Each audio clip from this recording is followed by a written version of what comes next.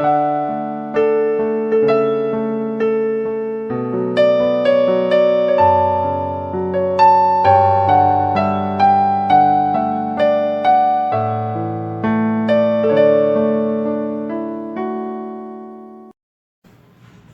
Ibu Bapak, sidang jemaat yang terkasih di mana saja berada. Hari ini Jumat 19 Juni tahun 2020.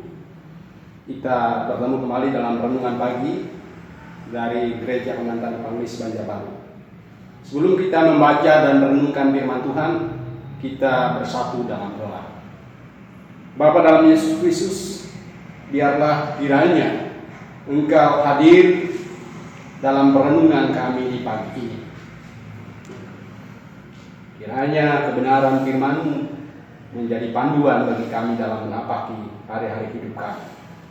Dalam nama Tuhan Yesus Kristus kami memohon lawatan kuasa Roh Kudus. Amin.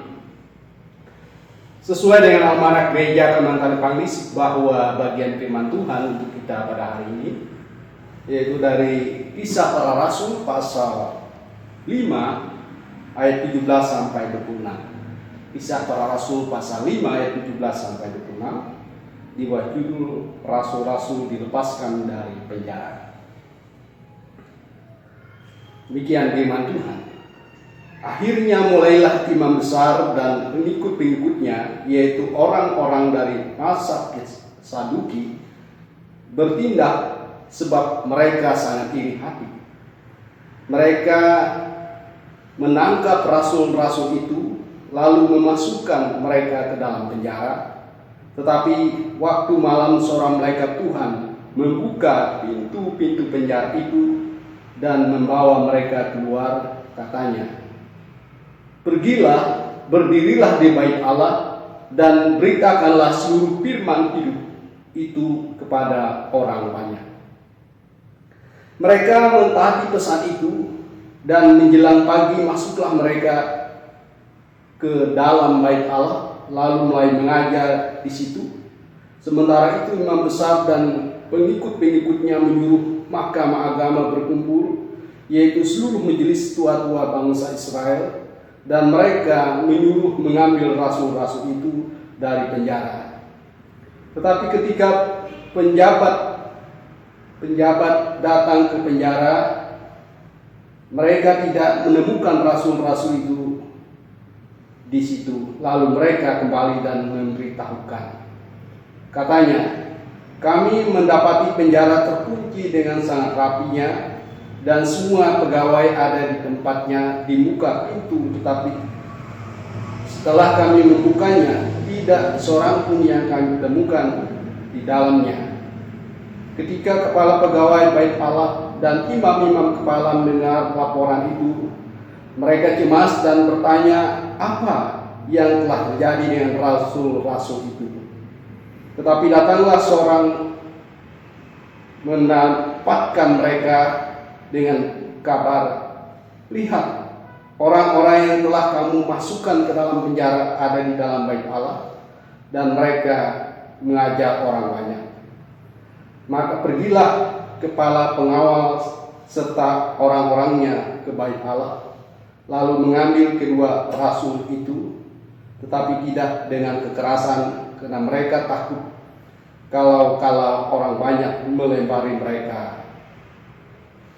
Demikian firman Tuhan. Yang berbahagia ialah mereka mendengarkan firman Allah dan yang memeliharanya. Amin. Saudara yang terkasih dalam Tuhan, saya beri tema perenungan kita pada saat ini, yaitu ditolong untuk bersaksi. Ditolong untuk bersaksi. Saudara, umat Tuhan dari dulu sampai sekarang, dimanapun berada, maka sudah pasti menghadapi tantangan iman. Iman mereka akan selalu diperhadapkan dengan berbagai penghambatan, kesulitan, penganiayaan, pengucilan, atau sikap diskriminatif.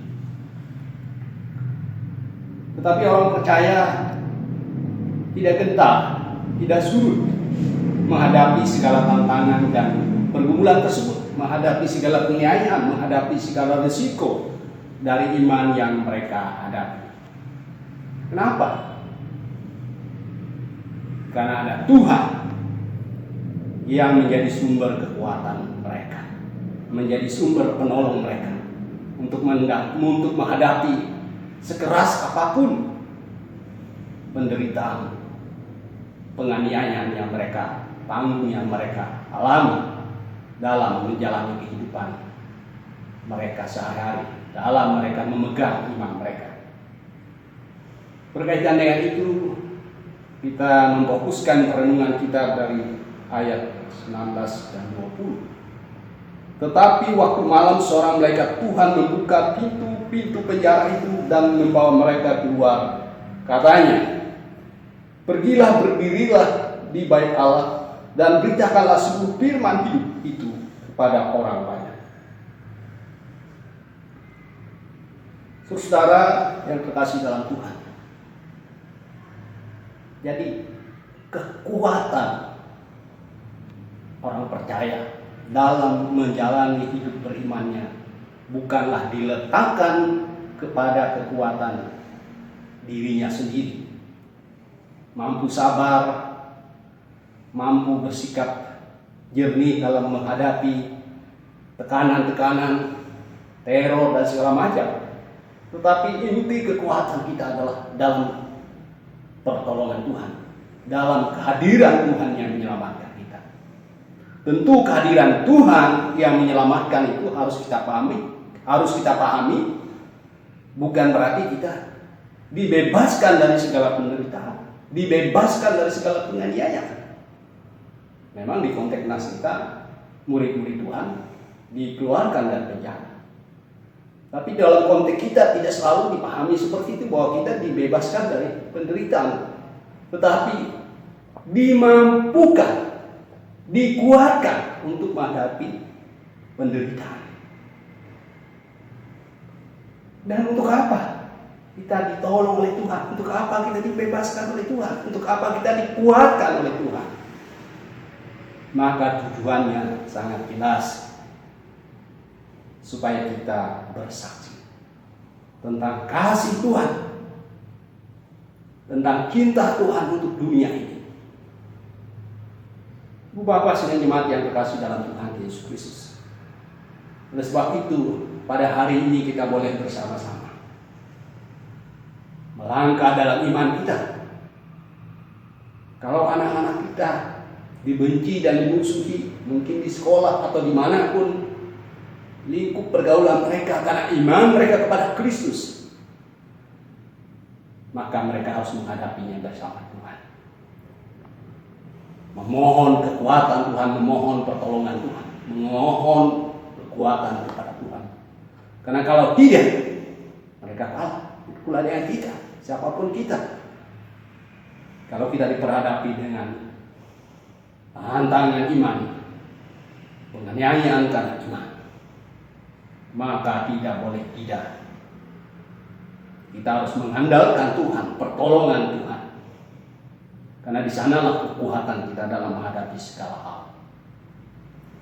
Yang kedua, Bapak Saudara, ternyata pertolongan Tuhan, lawatan Tuhan yang menyelamatkan kita, lawatan Tuhan yang menguatkan kita, adalah lawatan di mana Dia berkehendak bahwa kita tetap bersaksi dimanapun kita berada.